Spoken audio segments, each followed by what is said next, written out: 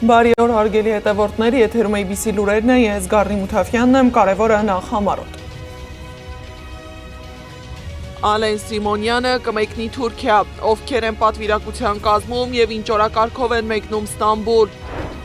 Ալիևի երազանքներն ու Ադրբեջանի նկատմամբ միջազգային անպատժելիությունը, Լեմկինի ինստիտուտը մտահոգված է։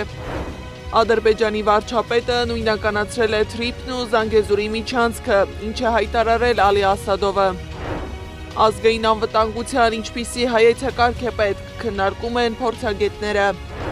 Երևանում ակցիաներ են հաջակցություն Սամվել Կարապետյանի, իսկ դատարանը քննում է գործարարին ազատ արձակելու հարցը։ Ալեն Սիմոնյանը պատվիրակությամբ ապրիլի 16-ից 19 կլինի Ստամբուլում, մասնակցելու են Միջխորհրդարանական միության 152-րդ վեհաժողովին։ Պատվիրակության կազմում են Ալեն Սիմոնյանը, Սարգիս Խանդանյանը, Ծովինար Վարդանյանը, Հասմիկ Հակոբյանը, Դավիթ Առաքելյանը, Աշխեն Հայրապետյանը, Տիգրան Սեյրանյանը, Ալեքսանդր Մխիթարյանը, Մովսես Հարությունյանը, Մամիկոն Մարգարյանը, Աննա Հովակիմյանը, Դավիթ Հակոբյանը և Հրայր Քալաշյանը։ Զուգահեռ պաշտոնական Երևանը շարունակում է խոսել խաղաղության մասին, իսկ ճանապարհին հայտնված հարցերը լուծում են իրենց տարբերակով։ Օրինակ, Սահմանադրության մեջ անկախության հռչակագրին հղում չի լինելու, որովհետև այն կառուցված է կոնֆլիկտի տրամաբանության վրա։ Պատարագի ժամանակ Արցախ անունը հիշատակելն էլ չի կարելի, քանի որ այն կարող են ընկալել որպես պատերազմի կոչ։ Փաշինյանի խնդրահարույց հայտարարությունները մեկտեղել է Սեդա Մակարյանը։ Եվրոպական խորհրդանի մեծարգո նախագահ Նիկոլ Փաշինյանի վերջին հայտարարությունները նախ Եվրոպայում, ապա Երևանում քաղաքական բանավեճերի նորալիք են բարձրացրել։ Շատերն են Հայաստանում հարցնում, թե երբ Հայաստանը կդառնա Եվրոպական միության անդամ։ Մեր պատասխանը հստակ է։ Որևէ երկիր առանց Եվրոպական միության չափանիշներին համապատասխանելու չի կարող դառնալ Եվրամիության անդամ։ Հայաստանի եվրոպական ուղղությունը շարունակում է մնալ իշխանությունների քաղաքական օրակարգում։ Ազգային ժողովի պատգամավոր Աննա Մկրտչյանը կարծում է, այս նպատակին հասնելու համար իշխող քաղաքական ուժը պատրաստ է ճկել ու ձևախեղել Հայաստանն ու ազգային արժեքները, որքան Եմեն պահանջի։ Առանց որևէ սահմանափակման դա կլինի հողային զիջումներ, անունը կդնի Թրիփ, դա կլինի պատմության, հավատքի, կրոնի, ժողովրդի ազատությունների հետ կապված, Արցախի հետ կապված, էական չէ, ինքը ամեն զիջման պատրաստ է, յուրատեսակ եւ յուրօրինակ հաշվետվություններ ներկայացնում, որ իր աթոռի պահպանությունը հանկարծ հարցականի տակ չդրվի։ Փաշինյանը Ստրասբուրգում Եվրախորհրդարանի ամբիոնից կրկին խոսեց հայ առաքելական եկեղեցու մասին, թիրախավորեց հոգևորականներին։ Մարդը Եվրոպական խորհրդարանի ամբիոնից պատմում է, թե հայ առաքելական եկեղեցու եպիսկոպոսները խախտել են ինչ-որ իրեն հայտնի հոգևոր կանոններ, ազդեցության գործակալներ են և ուզում են խանգարել իր խաղաղությանը։ Մարտը 2018-ից ի վեր ոչ արցախյան բանակցային գործընթացում, ոչ պատերազմից առաջ, ոչ դրա ընթացքում, ոչ դրանից հետո և ոչ էլ մինչև այսօր հենց այսպես էլ չի հասկացել, թե որտեղ ինչ կարելի ասել, ինչ չի կարելի ասել, ինչ են քեզանից ակնկալում, ինչը որևէ մեկին չի հետաքրքրում և ինչն է մատնում քո թուլությունը, տգիտությունը, վախերը և պարզ տկարամտությունը։ Ալիևին ու Կոբախիձեին Ստրասբուրգում շնորհակալություն հայտնելուց հետո Փաշինյանը նույն գիծը շարունակել է արդեն Երևանում, կառավարության նիստից հետո տեղի ունեցած ճեպազրույցում։ Ես այնօր գնացել եմ պատարագի եւ բանից հնչում է։ Պատարագին հնչում է։ Ընդ որում պատարագի ընթացքում հնչում է ոչ մի անգամ։ Արցախի հանրապետությունը դա չնշանակում։ Այդ նշանակում է պատերազմի կոչ։ Եվրախորհրդարանում հնչեցրած ելույթը նախկին վարչապետ Խոսրով Հարությունյանը զեկուցագրի է նմանեցնում։ Նրա խոսքով Փաշինյանը եվրոպացի գործընկերներին փաստացի զեկուցում էր, որ իշխանությունը պահպանելու համար պատրաստ է չխնայել ոչինչ։ Դա իր նախընտրական գործընթացներում ընդդիմադիր ուժերի նկատմամբ բռնարարքներ ներկայացնելու հայտ էր, տեղեկացնում էր իր եվրոպացի գործընկերներին։ Այն եվրոպացիներին, որոնք ընդհանրապես լռում են մարդու իրավունքների, կոպիտ տարբեր երկրներում, կոպիտ խախտումների պարագաներում։ Արցախի թեման սակայն այս օրերին իշխանության հայտարարություններում հնչում է ոչ միայն եկեղեցու համատեքստում։ Կառավարության նիստից հետո Փաշինյանը հայտարարել է, որ ապագա սահմանադրությունը անկախության հռչակագրին հղում չի անելու։ Եվ սա կոչվում է հրանցում է որպես խաղաղություն։ Սա է խաղաղությունը։ Իհարկե, պարկել, ստորանալ, ծնկաչոք մնալ, չերևալ հանգարցակի։ Այդ գնով խաղաղությունը ոչ արժանապատիվ մեզ հայերից պետք չէ։ Սա չի նշանակում, որ ես կողմ եմ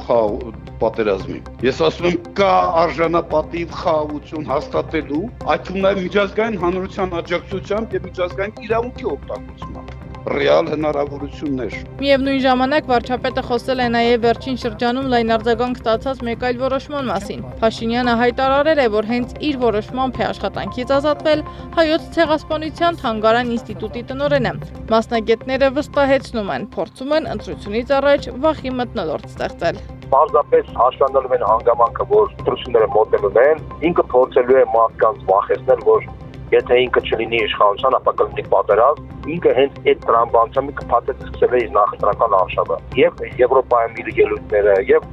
կառավարության նիստի ժամանակվա ելույթները, բոլոր ելույթների գլխավոր նպատակը ընտրություններն են։ Այս հայտարարությունները նոր հարցադրումներ են առաջ բերել, որտեղով է անցնում պետության արտաքին քաղաքական հաշվարկների եւ ազգային պատմական հիշողության միջև սահմանը։ Երբ պետական մակարդակով քննադատության են ենթարկվում եկեղեցին, Արցախի թեման կամ ցեղասպանության հարցը բարձրացնող կառույցները, հասարակության մի հատվածի համար դա դիտվում է որպես քաղաքական նոր ուղեգիծ։ Սա է Եվրոպան։ Հիմա պարզ է, որ այս պայմաններում նա 15 միլիոն եվրո գումար է տվել, նպատակը մեկն է, ցանկացած գնով պետք է հաղթես։ Ինչ իրավունքներ, ինչ օրենք, ինչ սահմանադրություն, ցանկացած գնով։ Այդ ֆոնին ակնհայտ է դառնում, որ իշխանությունների հայտարարություններն այլևս միայն ներքաղաքական քննարկումների թեմա չեն։ Եկեղեցուն, Արցախին եւ ցեղասպանությանն առնչվող հարցերը, որոնք երկար տարիներ ընկալվել են որպես հայկական ինքնության եւ պետականության առանցքային բաղադրիչներ, քննադատվում են եվրոպական ամբիոնից, Հայաստանի առաջին դեմքի կողմից։ Սադամ Ակաջյան, Աշոտ Բարբարյան, ABC Media։ Արցախի ժողովուրդը Հայաստանի ներկայիս իշխանությանը երբեք չի լիազորել գործարքի առարկա դարձնել Արցախը, հայտարարել է Արցախի Հանրապետության նախագահի պաշտոնակատար Աշոտ Դանիելյանը։ Նա անդրադարձել է Փաշինյանի Եվրոպական խորհրդարանում եւ կառավարությունում արած հայտարարություններին։ Դանիելյանը շեշտել է, որ Արցախի ժողովրդի ինքնորոշվելու, հայրենիք վերադառնալու, անվտանգ ապրելու, սեփական ճակատագիրը տնօրինելու անօտարերի իրավունքը չի կարող վերանալ ստի, կեղծիքի ու նենգափոխումների միջոցով կամ դառնալ ճղճիմ գործարքների առարկա։ Արցախի շարժման վերաբերյալ անհեթեթ հայտարարությունները չեն կարող վարկաբեկել մեր ժողովրդի հանուն ազատության ու խաղաղության հերոսական պայքարի այդ լուսավոր դրսևորումը։ Եթե եղածը խաղաղություն է, այլ ոչ թե բացարձակ եւ չընդհատվող կապիտուլյացիա, ապա ինչու են ադրբեջանական զորքերը շարունակում մնալ Հայաստանի բռնազավթված 240 քառակուսի կիլոմետր տարածքում։ Ինչու էթնիկ զտումների եւ ցեղասպանության ենթարկված 150,000 արցախցիներ չեն վերադառնում հայրենի տներ։ Ինչու Բաքվի բանտերից հայրենիք չեն վերադառնում հայ պատանդառուները։ Ինչու են հիմնովին ոչնչացվում Արցախի հայկականության անժխտելի վկայությունները, հայկական բնակավայրերը, ծիսական շինությունները, պատմամշակութային հուշարձաններն ու այլն։ Իսկ Բաքվի խաղաղության մասին պատկերացումները տարբեր են պաշտոնական Երևանի պատկերացումներից։ Ադրբեջանի վարչապետ Ալի Ասադովը ներկայացրել է Ադրբեջանի Հանրապետության նախարարների կաբինետի 2025 թվականի գործունեության մասին զեկույցը, որի ընթացքում հայտարարել է, թե Վաշինգտոնի գագաթնաժողովի ամենակարևոր արդյունքներից մեկը Զանգեզուրի միջանցքի հիմքը դնելն էր։ Ասադովը նույնականացրել է Թրիփն ու Զանգեզուրի միջանցքը, շեշտելով, որ բազմամոդալ երթուղին կապահովի անխոչնդոտ կապ Ադրբեջանի հիմնական եւ Նախիջևանի ինքնավար հանրապետության միջև։ Ադրբեջանի ներկայացրած նույն զեկույցում ասված է, որ ադրբեջանական նավթամթերքի արտահանումը Հայաստան ունի բացառապես առևտրային բնույթ եւ արտացոլում է խաղաղության գործընթացում տնտեսական դիվիդենդների հայեցակարգը։ Այս ամենի ֆոնին փորձագետները քննարկում են, թե ազգային անվտանգության ինչպիսի հայեցակարգ է պետք մեր երկրին։ Genesis Armenia ուղեղային կենտրոն հիմնադրամի ղեկավար քաղաքագետ Աբրահամ Գասպարյանի խոսքով հետկոնֆլիկտային երկրի ռազմավարությունը չպիտի լինի փափկասուն, այն պիտի լինի պաշարված ամրոցի նման, պետք է դուրս գալ ստանդարտ մոտեցումներից։ Հետկոնֆլիկտային երկրի ռազմավարական վերազարթոնքի առանցքը պաշարված ամրոց դառնալու կոնցեպտն է։ Երբ դու խոսում ես համապարփական վտանգության մասին եւ փորձում ես ռազմավարական բոլոր մոտեցումները կենտրոնացնել պետության տարածքային ամբողջականությունը, ինքնիշխանությունը եւ ընդհանրապես ինքնուրույնությունն ու անկախությունը պահելու հանգամանքի վրա, դու պետք է դուրս գաս սիմետրիկ ստանդարտ մոտեցումներից։ Ռազմական գործիչ Ոմայի հիմնադիր Վովա Վարդանովն էլ խոսել է տարածաշրջանում տեղի ունեցողի մասին։ Նրա խոսքով շատ վաղուց Մերձավոր Արևելքում վիճակը եռում է եւ միայն կույրը դա չէր տեսնում։ Ինձ վախեցնում այն, որ մեր իշխանության արձագանքները անգամ մեր կողքի գիգանտ երկրներից մեկի մեր հետ համեմատ Պարսկաստանի Իրանի վրա հարձակումից հետո իմ համար վախացնող անտարբեր էր։ Լեմկինի անվան ցեղասպանության կանխարգելման ինստիտուտը մտահոգված է Ալիևի վերջին արտահայտությունների վերաբերյալ, որոնցում նա համեմատել է հայ քաղաքական կալանավորներին Նյուրնբերգյան դատավարություններում դատապարտված նացիստ առաջնորդների հետ։ Լեմկինի ինստիտուտը հայտարարել է, որ Ալիևի համեմատությունը չի արտացոլում պատմական եղելությունը։ Միջազգային հանրությունը պետք է հակադարձի նախագահ Ալիևի հայերի եւ ինքնիշխան հայկական տարածքի դեմ շարունակական ցեղասպանական հռետորաբանությանը։ Ցեղասպանության վերաբերյալ քննարկումներում պարզություն ապահովելու համար։ Լեմկինի ինստիտուտը կոչ է անում Ադրբեջանի կառավարությանը դադարեցնել հայերի դեմ իր անմարդկային ցեղասպանական հռետորաբանությունը, զերծ մնալ հոլոքոստն իր հանցագործություններն արդարացնելու համար գործածելուց եւ անհապաղ ազատ արձակել բոլոր հայ բանտարկյալներին։ Քանի որ նախագահ Ալիևը ինքն է հայտարարել, որ դա չի անի, միջազգային հանրությունը պետք է ճնշում գործադրի նրա վրա դա անելու համար։ Համակարգված ճնշում պետք է գործադրվի հատկապես նախագահ Ալիևի անձի վրա, որն իր շարունակական իշխանության համար մեծապես հույսը դնում է մասնավորապես արևմտյան աշխարհի բարեհաճության վրա։ Եթե արևմտյան աշխարհը չգործի եւ շարունակի խրախուսել Ադրբեջանի նախագահին, նրանք ապագայում ավելի վատ խնդիրների կբախվեն։ Բայց պարզվում է, որ ցեղասպանության հարցն էլ է խնդրահարույց իշխանության համար։ Ցեղասպանության թանգարան ինստիտուտի տնօրենին պաշտոնից ազատել է անձամբ Նիկոլ Փաշինյանը։ Պատճառը փետրվարի սկզբին ԱՄՆ փոխնախագահ Ջեյդի Վենսի այցն է։ Փաշինյանի խոսքով այն ինչ տեղի է ունեցել, հակասում է Հայաստանի Հանրապետության արտաքին քաղաքականությանը։ Մանրամասները Անի Աբաղյանի ռեպորտաժում։ Ես խնդրել եմ, որ նա հրաժարականի դիմում գրի։ Էդիտա Գզոյանի ազատման դիմումի մասին է խոսում Նիկոլ Փաշինյանը։ Ես դա համարել եմ սադրիչ գործողություն եւ խնդրել եմ, որ դիմում գրի։ Հայոց ցեղասպանության թանգարան ինստիտուտի տնօրեն գիտնականը հերացվում է Միացյալ Նահանգների փոխնախագահին Արցախյան հիմնահարցին վերաբերող գիրք նվիրելու համար։ Մինչ Փաշինյանի հայտարարությունը լուրեր էին շրջանառվում, թե Գզոյանին հերացնում են աշխատանքից Ծիծեռնակաբերդում ընթացող շինարարության պատճառով։ Կրթության, գիտության, մշակույթի եւ սպորտի նախարարը սակայն խուսափում է մեկնաբանել կատարվածը։ Կարծում եմ կարող եք իրեն դիմել։ Շնորհակալություն։ Այդ շղթայում դեռ պակասում է Գզոյանի արձագանքը։ Զանգերը, նամակները անպատասխան են մնում։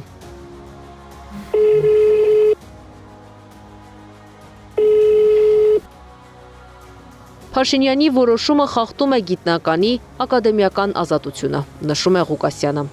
Ակադեմիական ազատությունը, գիտական ազատությունը, թանգարանային գործին վերաբերող ազատությունը ճնշվում է եւ պետք է թանգարան ինստիտուտներ, ակադեմիական հաստատությունները կրկնեն պետական նարատիվները։ Սա շատ վատ տեղ տանող երևույթ է։ Ակադեմիական ազատությունն ամրագրված է միջազգային մի շարք փաստաթղթերում, այդ թվում Մարդու իրավունքների Եվրոպական կոնվենցիայում։ ՅՈՒՆԵՍԿՕ-ն էլ ընդունել է ուսուցման եւ գիտնականների կարգավիճակի մասին առաջարկություն, որտեղ ամրագրված է գիտնականներն ու դասախոսները պետք է ունենան ազատություն առանց քաղաքական կամ տնտեսական ճնշման։ Փաշինյանի ակադեմիական ազատությունը խախտելու քաղաքականությունը նոր չէ, նշում է ինստիտուտի նախկին տնօրեն Հայկ Դեմոյանը։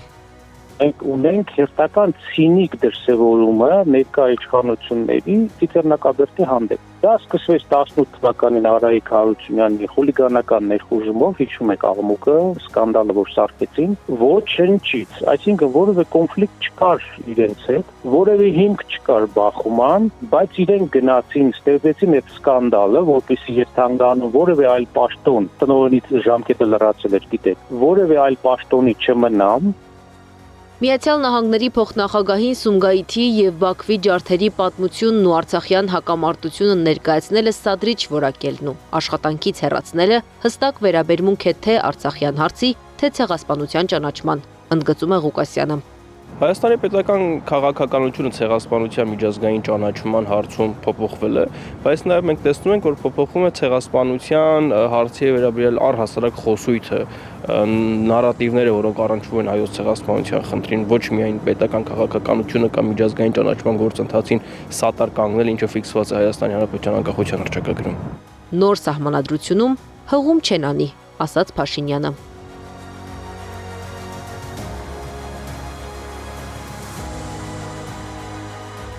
Փետրվարին Ծիծեռնակաբերդ այցից հետո Վենսը նվեր ստացավ Արցախյան հիմնահարցին վերաբերող գիրք, իսկ Ցեղասպանության թանգարան ինստիտուտի տնօրենը հեռացման դիմումի պահանջը։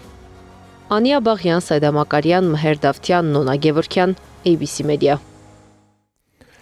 Աշխարհի տասնյակ ցեղասպանագետներ մտահոգ են Էդիտա Գզոյանի պաշտոնանկության համար։ Նրանց խոսքով Գզոյանը տարիների ընթացքում բարձրացրել է ինստիտուտի միջազգային հեղինակությունը, ընդլայնել արխիվները, կազմակերպել կարևոր գիտական միջոցառումներ եւ հետեւողականորեն պաշտպանել ցեղասպանության մասին պատմական ճշմարտությունը։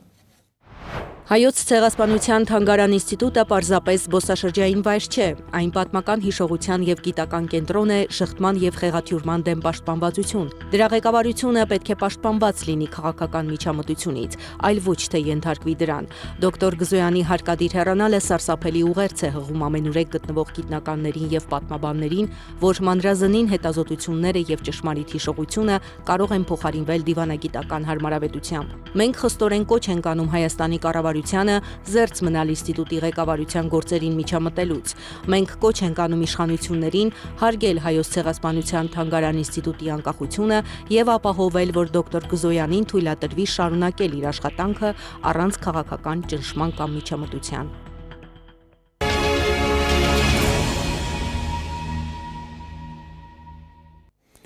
Երևանի տարբեր հատվածներում ակցիաներ են տեղի ունեցել հաջակցություն Սամվել Կարապետյանի։ Ակցիայի մասնակիցները կառավարության ղեկավարի համար հեռախոս էին բերել ի պատասխան Փաշինյանի հայտարարության, թե կարող է Կարապետյանին հեռախոս նվիրել ժողովրդի հետ կապի համար։ Սովորական հեռախոսը բանել եմ դրել, իսկավորումս արդեն լավ է, չէ՞, խնդիր չլինի իսկավորելու, իսկումա քարտ կգտնեն, եթե չգտնեն կխնդրեն կապ հաստատեն, քարտը կտանք, որ այս հեռախոսով այսօր ինք ուղղակի լայվ մտնի ու ասի, որ Հայաստանում այլևս բոլորը գործեն օրենքի շրջանակներում եւ բանի տեղ չգնան իրար խոսք։ Բերեք այսպես այժմ։ Ես հեռախոսը կարող եմ ստել։ Այսօր դատարանը քննելու է նաև Սամվել Կարապետյանին տնային կալանքից ազատելու հարցը։ Ընթացքին ուղիղ միացմամբ կարող եք հետևել YouTube-ի մեր ալիքում։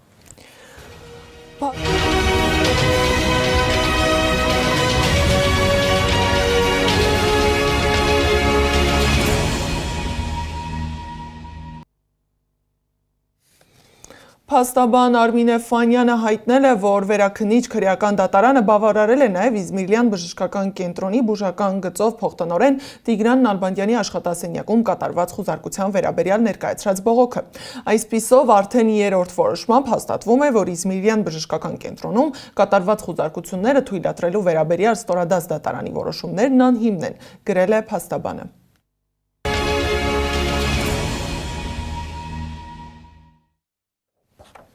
Իրանի ազգային անվտանգության բարձրագույն խորհրդի քարտուղար Ալի Լարիջանին հայտարարել է, որ Թրամփը չի հասկանում, որ իրանցի ժողովուրդը հասուն, ուժեղ եւ վճռական է։ Նրա խոսքով, որքան շատ է ԱՄՆ-ի ճնշումը, այնքան ուժեղ է ժողովրդի կամքը։ Թայլանդն էլ ցանկանում է ռուսական նավթ գնել երկրի իշխանությունը հայտարարել է, որ պատրաստ է Ռուսաստանի հետ հում նավթի մատակարարման շուրջ բանակցություններ սկսել։ Երկիրը փնտրում է հում նավթի նոր աղբյուրներ Պարսից ծոցում մատակարարման խափանումներից հետո։ Միջազգային լուրերը ռեպորտաժում։ Միացյալ Նահանգները անկասկած աշխարհի ամենամեծ նավթարտադրողն է, ուստի երբ նավթի գները բարձրանում են, մենք շատ փող ենք վաստակում, գրել է Թրամփը։ Սակայն ինձ համար որպես նախագահի շատ ավելի մեծ կարևորություն ունի չարի կայսրության Իրանի միջուկային զենք ունենալը կանխելը։ Ես երբեք դա թույլ չեմ տա, գրել է նա։ Իսրայելը սպառնում է գրավել Լիբանանի տարածքը, եթե Հեզբոլահի հարձակումները շարունակվեն։ Ես զգուշացրել եմ Լիբանանի նախագահին, որ եթե Լիբանանի կառավարությունը չգիտի ինչպես վերահսկել տարածքը եւ թույլ չտալ Հեզբոլահին սպառնալ հյուսիսային շրջաններին եւ կրակ բացել Իսրայելի վրա, մենք կգրավենք տարածքը եւ ինքներս դա կանենք, ասել է Իսրայելի պաշտպանության նախարար Իսրայել Կացը։ Թուրքիայի արտգործնախարար Հական Ֆիդանը կոչ է արել Իսրայելին դադարեցնել Լիբանանի ռմբակոծությունները, հետապնդելով էքսպանսիոնիստական քաղաքականություն, Իսրայելն իր կեղտոտ պատերազմը բերում է Լիբանան։ Իսրայելի հարձակումները պետք է դադարեն, քանի դեռ լիբանանյան պետությունը չի փլուզվել, ասել է Ֆիդանը։ Որտեղ է ՅՈՒՆԵՍԿՕ-ն, նրա լռությունն անընդունելի է, հայտարարել է Իրանի արտգործնախարար Աբբաս Արաղչին, նշելով, որ Իսրայելը ռմբակոծում է իրանական պատմական հուշարձանները, որոնցից մի քանիսը թվագրվում են 14-րդ դարին։ Հնդկաստանը բախվել է գազի պաշարների պակասի խնդրին, թեյի փոխարեն կիտրոնաջուր, տաք կերակուրների փոխարեն արագ սնունդ։ Մերձավոր արևելքում հակամարտության ֆոնին Հնդկաստանում առաջացած գազի պակասի պատճառով մարդիկ ավելի քիչ են տաք սնունդ պատրաստում, անցնելով պարզ, արագ պատրաստվող եւ ավելի քիչ վառելիք օգտագործող կերակուրների։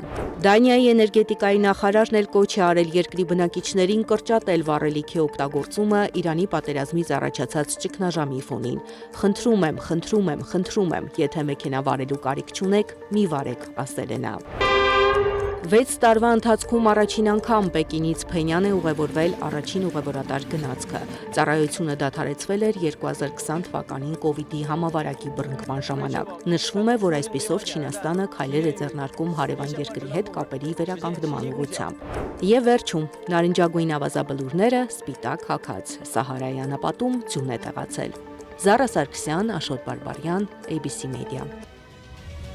Այս ժամի համար նախատեսել էինք այսքանը, շարունակեք հետևել մեզ YouTube-ում, Facebook-ում, Telegram-ում, WhatsApp-ում, Instagram-ում ու TikTok-ում կամ այցելեք մեր պաշտոնական կայք www.abcmedia.am։ Լուրերի գլխավոր թողարկումը ժամը 18-ին է, եթերում կլինի Աննա Սարգսյանը։